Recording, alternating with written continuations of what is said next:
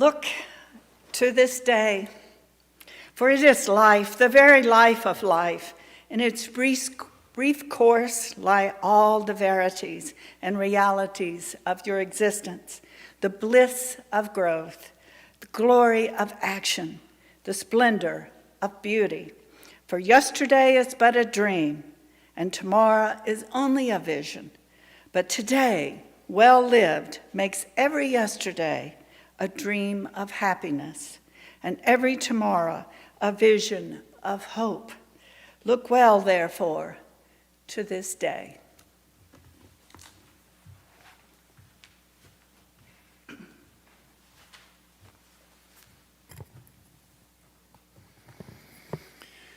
Welcome to our Community Church Unitarian Universalist. I'm your worship associate, Jim O'Neill. And until the day when we can come together here in this sanctuary, we're delighted that you join us virtually. For those of you visiting today, you may ask who we are as Community Church. We are an open-minded, inclusive, and progressive religious community. We welcome all who are on a spiritual search for truth and meaning.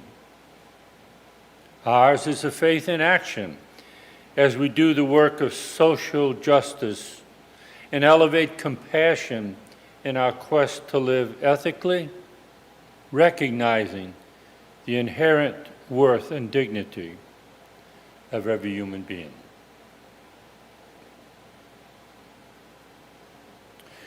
We have an announcement this Sunday from the membership ministry. They would like to invite anyone interested in either learning more about our church or in joining our church to a Zoom meeting on Sunday, February 13th at 2 p.m. To get the Zoom link, email membership@ccuunola.org or just contact the church office. Please look to your weekly email for further announcements. We're delighted today to welcome back to our pulpit Reverend Jacqueline Luck. So many of you know Reverend Jacqueline as a member of our community. She is a retired Unitarian Universalist minister, and we're so pleased to have her with us to offer her unique perspective on divining Community Church Unitarian Universalist. It is Community Church's custom to light a chalice, invoking hope and eternal truth to our worship. You may join us in the theme, "We Light This Flame."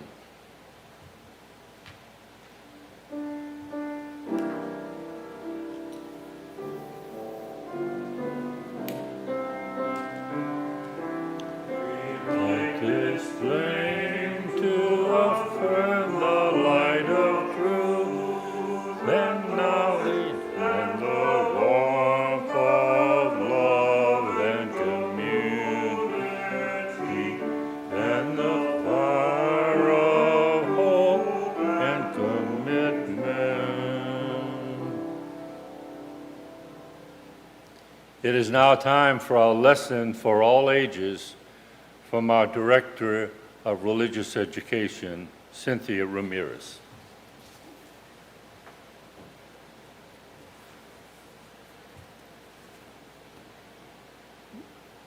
Good morning, everybody. I just wanted to remind you also, we still have going the UU crew of Kids for Change. It's the RE from the GNU churches coming together to raise money for Southern Solidarity, which is helps the homeless get back on their feet and into housing. So your change makes a change. So if you have loose change in your pocket, you can put it into our float here in the bucket, or you can, their address to give online is in your community matters, and also it was in the slides for today. So I hope you empty those pockets and give, let your change make a change. So this morning, I'm going to be reading a book called Whistle for Willie, and it's by Ezra Jake Keats. Sorry. Oh, how Peter wished he could whistle. He saw a boy playing with his dog. Whenever the boy whistled, the dog ran straight to him. Peter tried and tried to whistle, but he couldn't. So instead, he began to turn himself around and around. He whirled faster and faster. When he stopped, everything turned down and up and up and down and round and round. Peter saw his dog, Willie, coming. Quick as a wink, he hid in an empty carton lying on the sidewalk. Wouldn't it be funny if he whistled, Peter thought. Willie could stop and look around to see who it was. Peter tried again to whistle, but still he couldn't, so Willie just walked on. Peter got out of the carton and started home. On the way, he took some colored chalk out of his pocket and drew a long, long line right up to his door. He stood there and tried to whistle again, and he blew till his cheeks were tired, but nothing happened. He went into the house and put his father's old hat to make himself feel more grown up. He looked into the mirror to practice whistling. Still, no whistle. When his mother saw what he was doing, Peter pretended to be his father. He said, "I've come home early today, dear. Is Peter here?" His mother answered, "Why, no, he's outside with Willie." "Well, I'll go out and look for him," said Peter. First, he walked along a crack in the sidewalk. Then he tried to run away from his shadow. He jumped off his shadow, but when he landed, they were together again. He came to the corner where the carton was, and who should he see but Willie? Peter scrambled under the carton. He blew and he blew and he blew. Suddenly, out came a real whistle. Willie stopped. He looked around to see who it was. "It's me," Peter shouted and stood up.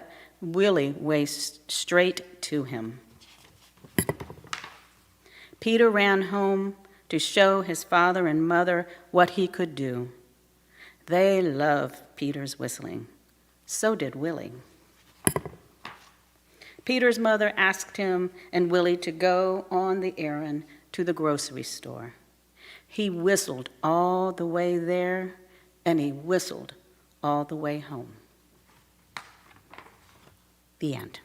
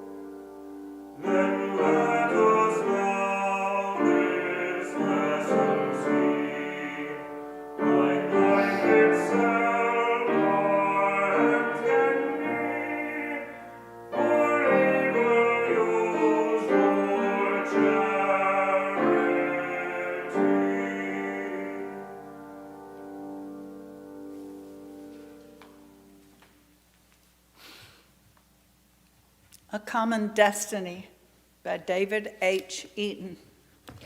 All living substance, all substance of energy, being, and purpose are united and share the same destiny. All people, those we love and those we know not of, are united and share the same destiny. Birth to death, we share this unity with the sun, the earth, our brothers and sisters, strangers, flowers of the field, snowflakes, volcanoes, moonbeams, birth, life, death, unknown, known, unknown, our destiny from unknown to unknown. May we have the faith to accept this mystery and build upon its everlasting truth. Amen.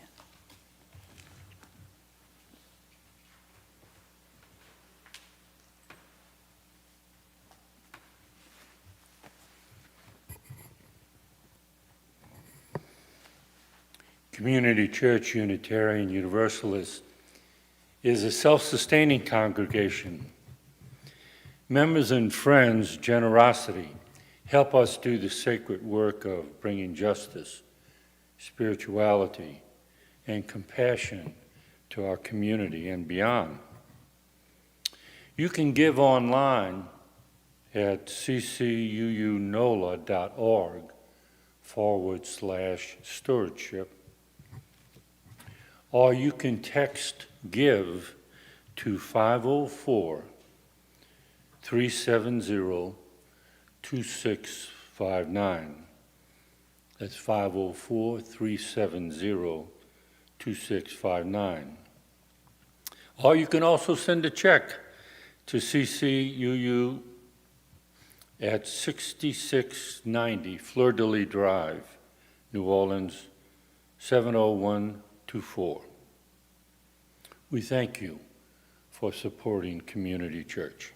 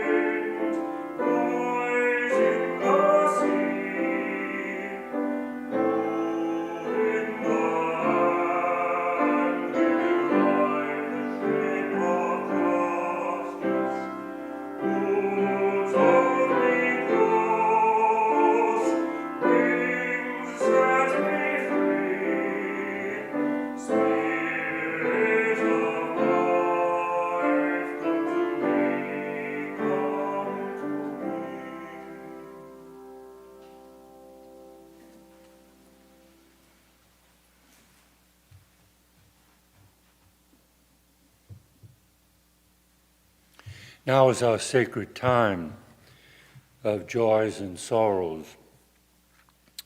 If you are online, please write your joys or sorrows in the comments or chat box to be read aloud after our musical interlude. We thank you.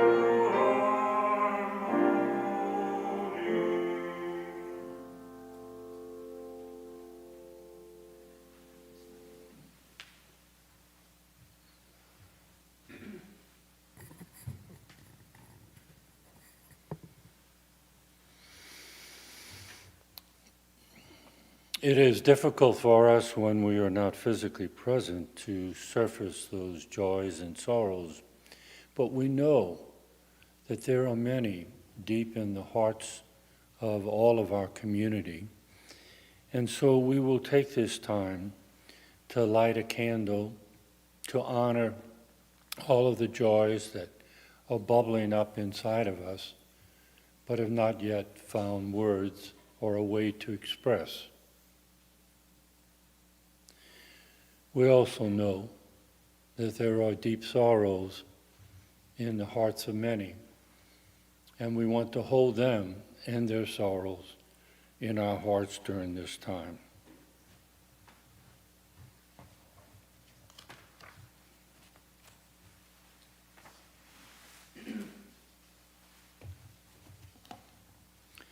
Our second reading for today's service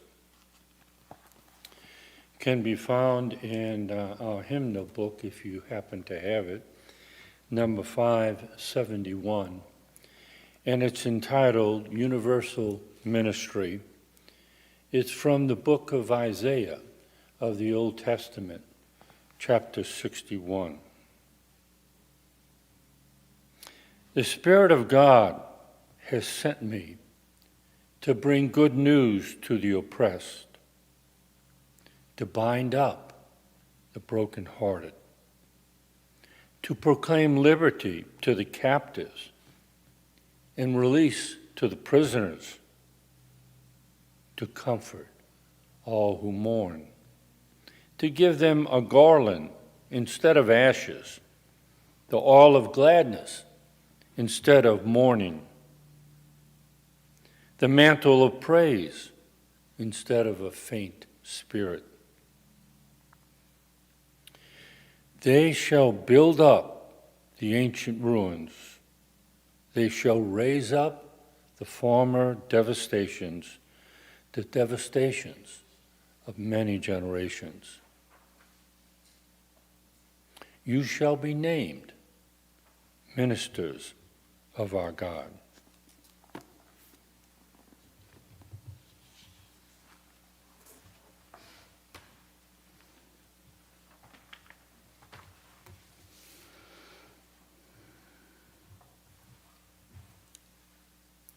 I may have made up a word with the title of this sermon. I'm calling it Divining Our UU Church Faith. While I was walking one summer in New York City, a young man handed me a card in a Ziploc bag with 2 chiclets. It read, Many say the church is intolerant and judgmental. What if people of all races, executives and artists, liberals and conservatives, came together because of our common brokenness and need for redemption? What if every church were to radically love and serve everyone as Jesus did? What if the church were like Jesus? Gallery Church is a socio-economic church in the heart of Manhattan, seeking to authentically follow Jesus and serve the people of New York City. I'm not sure what the chiclet signified. Maybe stick with us, or the church figured that people were more likely to accept a handout if it had a gift in it, a free gum. I don't know about the gum, but I recognize their universalist theology. The Gallery Church doesn't say its members worship Jesus. They follow Jesus' life of service and radical love for everyone. Universalism. Note the word Christian is not used, nor is Southern Baptist. Gallery is supported by Southern Baptists, something I only found out by digging deeper. And they take universal theology seriously. I hope they truly mean what they say, radical love for everyone, because that is a message that could change the world today. Radical love is unconditional love, unmotivated by the possibility of reciprocation, not doing something good just so somebody will do something good to you or think you're a really great person, but doing it out of love. It's fueled or energized by humanity, compassion, and understanding.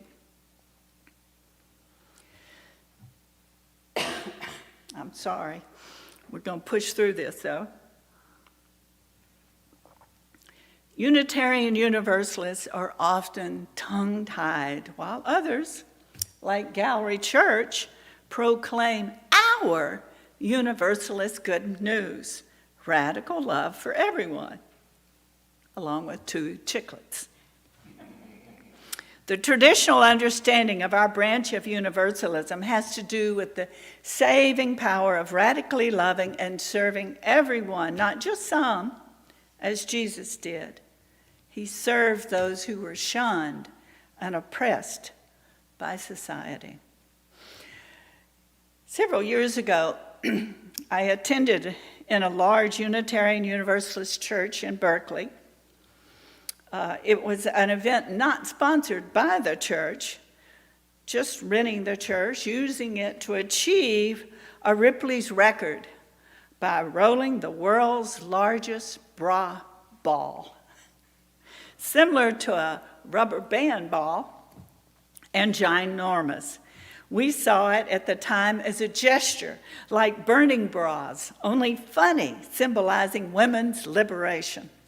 It was funky and funny, and we had fun hooking all those bras together into long strands and winding them around the ball that finally was larger than we were tall, in fact, very tall. Some were on a ladder, and we were rolling this thing around this big room.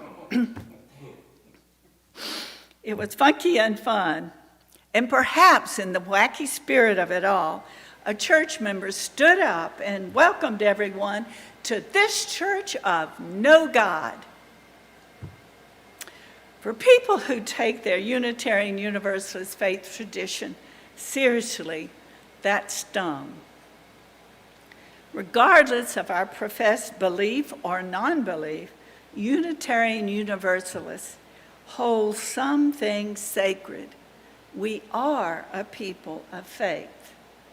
I imagine, was trying to distance herself from churches, other churches, declare it unique. No God in the sky, as we so often minimalize beliefs.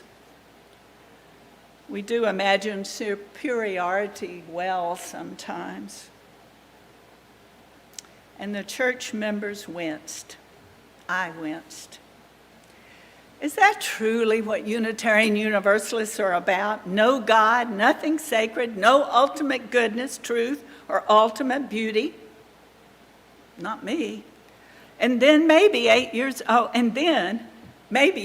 ago, I was listening to a radio program when I heard a past religious director of the church that I was serving at the time say in an interview, "In the morning I am a Hindu, in the afternoon I'm a Christian, and by the evening I'm a Unitarian." Now that's a type of universalism, so I was hopeful, but on questioning he explained, and he said, though I spoke somewhat in jest, what I meant was, in the evening, I was confused and didn't know what I believed, like Unitarians. Is this the message we UUs want to be known for, want to be a part of? The church that doesn't believe anything? Or is confused and will believe anything, or the church for whom nothing is holy, freedom from belief, where members don't even have to believe anything, just come sit here like a bump on the log. A past winter edition of the UU World magazine featured essays by highly respected and forward-thinking UU ministers of some of our most vital congregations. Colleague Christine Robinson wrote, "To put it crudely, Unitarian Universalism found a successful niche in the mid-20th century by asserting, in effect, Unitarian Universalists are free to believe whatever we want to, and most of us don't." And she continued saying that in this century, the freedom to believe anything or nothing is irrelevant.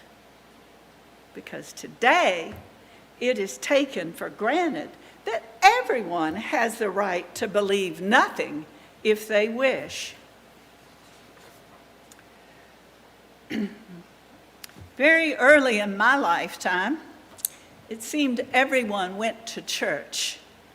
The joke was when you moved, the first question you'd be asked in the South was, "Honey, where do you go to church?"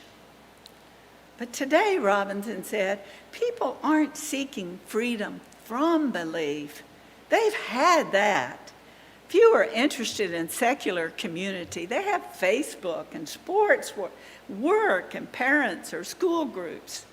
They are seeking the one thing they cannot get at the gym or at the Democratic Party headquarters or the parents' group. They want a safe place to explore deepening their lives, doing for others, serving, being a part of something larger than their insulated lives. They are looking for a place that will teach their children to be good people, that reaffirms their sense of what is worthy. In short, Robinson said, they are looking for a religious community, not a secular one. Those who are coming to Unitarian Universalist churches already know what they don't believe and feel that they can't, with integrity, sign on to Orthodox options.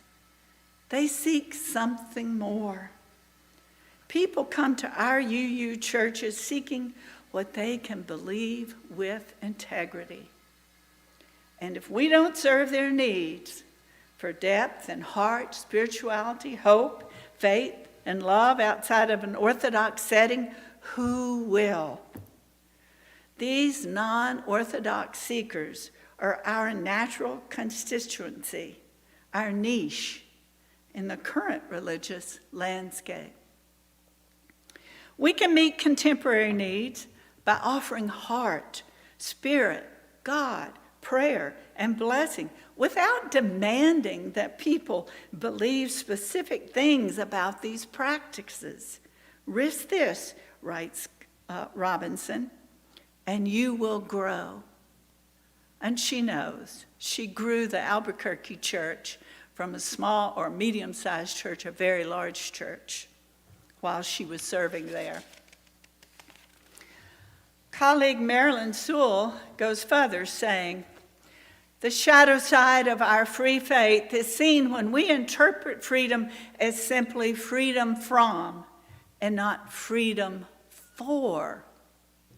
We are a religious movement that no longer takes religion seriously," said Sewell, "and Unitarian Universalists must address this core problem of ours to move into the future effectively." We have it right there in our fourth Unitarian Universalist principle. We support encouragement to spiritual growth in our congregations and a free and responsible search for truth and meaning. And below the UU principles and the beautifully written sources, which I love, of our Unitarian Universalist faith, on the first page of our hymnal is written, "Grateful for religious pluralism which enriches and enables our faith, we are inspired to deepen our understanding and expand our vision." That sounds important, but it's taken seriously every day at home with the kids, at work, folks you don't know you meet. In all fairness, we have been severely challenged these many years. But I think we adults at Community Church might support each other in some religious exploration classes as the dust of this latest transition settles. We have in our heritage what we need for more clarity about who we Unitarian Universalists are, why we exist, what our relevance to the 21st century is. Relevance that others are already claiming as their saving message, plus 2 chiclets. We've got the theology, it seems to me, that what we don't have is the vision. Heck, we can't think of Unitarian Universalists other than the Church of No God, or the Church of the Confused, or the church that no longer takes religion seriously, the church that hides its light under a bushel.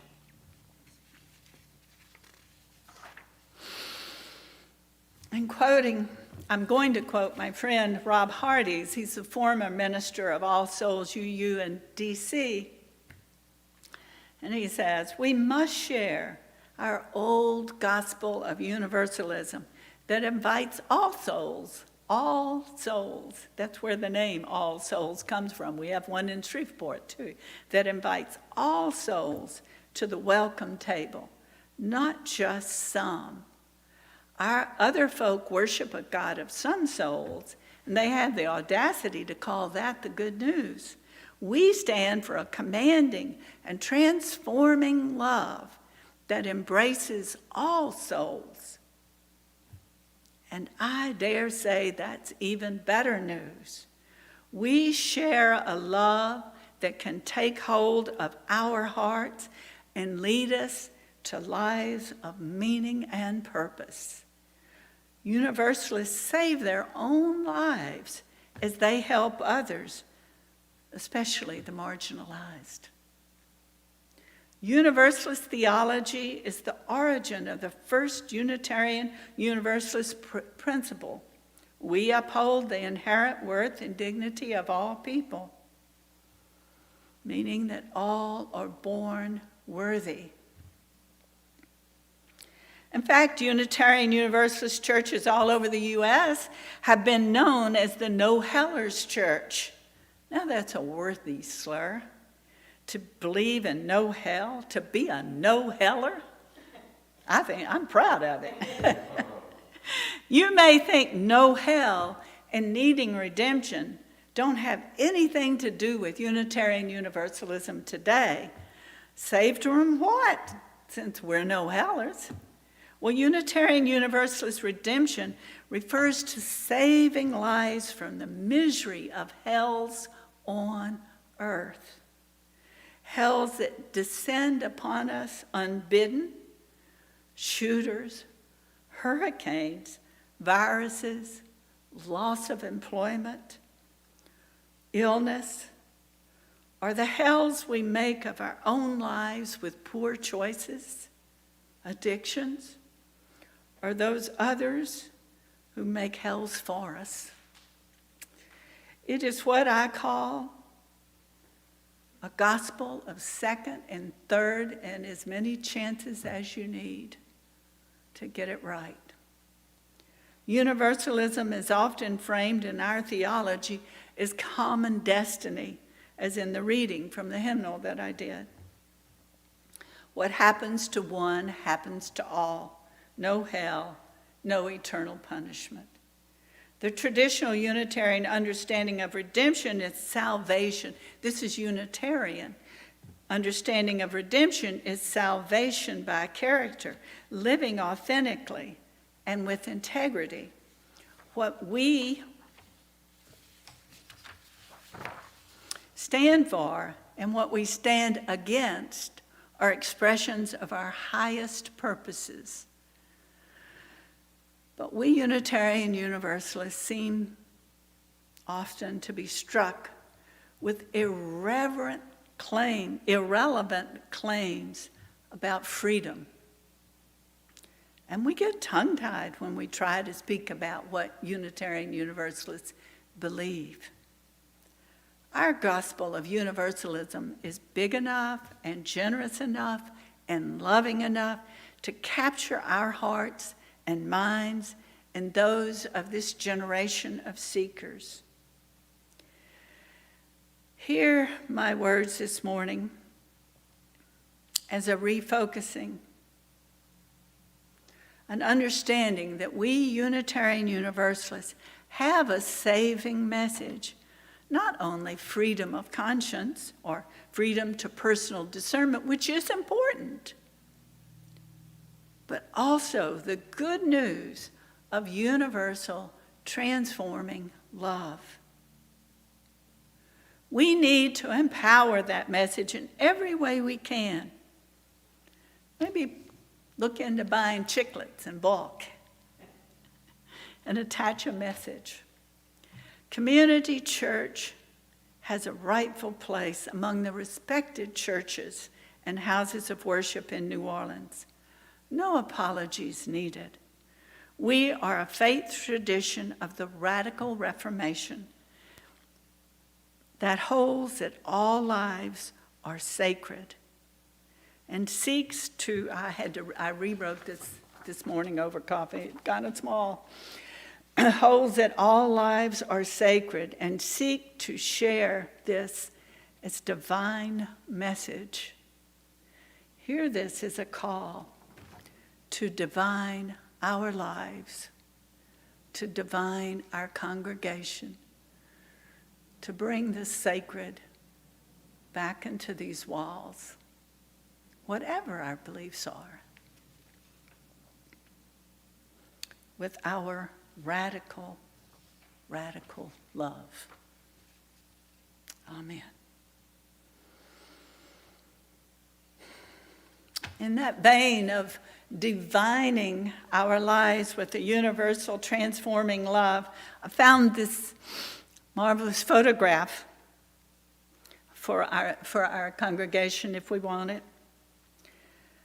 I think we need an image of Reverend Dr. Martin Luther King Jr., certainly a man who divined his life with transforming love. In this image, King is leading a funeral procession into Brown's Chapel, AME Chapel, at the American Methodist Episcopal Chapel, where he would deliver a eulogy for a murdered white minister murdered by Klan members in Selma, Alabama. Dr. King officiated the service as President Lyndon Johnson sent his Voting Rights Act to Congress, which was signed into law less than 5 months later. Jimmy Lee Jackson was murdered by an Alabama state trooper and was a catalyst for the march called Bloody Sunday. Viola Liuzzo, a white volunteer, was murdered while ferrying marchers from Selma to the Montgomery airport. And though she too was a Unitarian Universalist, it was the murder of Unitarian Universalist minister James Reeb that shocked the nation into action.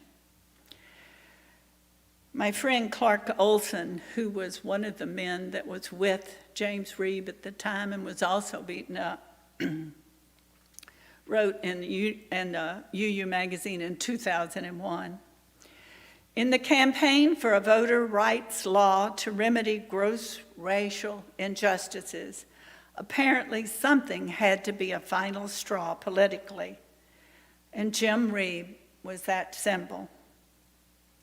James Reeb died March the 11th, 1965, 2 days after responding to Dr. King's plea for people of faith to march with him across the Edmund Pettus Bridge after Bloody Sunday, that Sunday we all remember so vividly with the fire hoses hitting poor innocent people.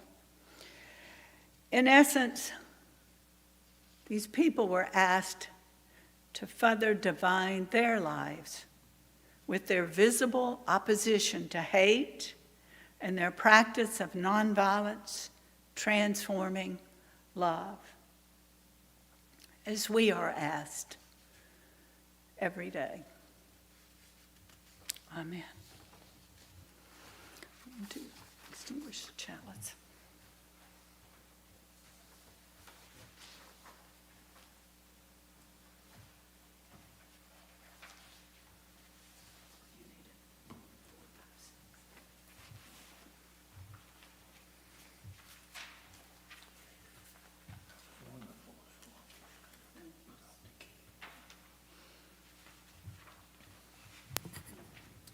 Thank you, Reverend Jacqueline, for such a challenging and inspirational message.